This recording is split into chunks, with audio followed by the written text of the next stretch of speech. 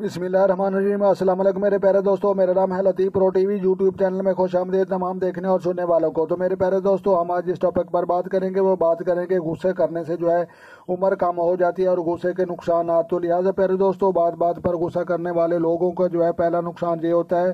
کہ معدہ خراب ہو جاتا ہے اور بھوک لگنی جو ہے وہ کم ہو جاتی ہے، اور دوسرا نقصان یہ ہوتا ہے کہ نیند جو ہے آنی وہ بھی کم ہو جاتی ہے، اور تیسرا نقصان یہ ہوتا ہے کہ انسان جو ہے بے چینی کا جو ہے شکار ہو جاتا ہے، اور چوتھا نقصان یہ ہوتا ہے کہ جو ہے جسم میں سستی اور تھکاوٹ جو ہے محسوس ہوتی ہے،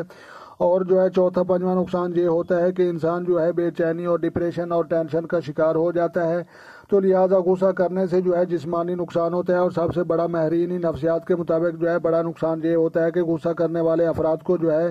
فالج اور لقوا کا جو ہے مرض وہ بھی جو ہے لاحق ہو سکتا ہے۔ تو لہٰذا اللہ تبارک و تعالیٰ جو ہے ہمیں ان غصہ کرنے والے لوگوں سے جو ہے اور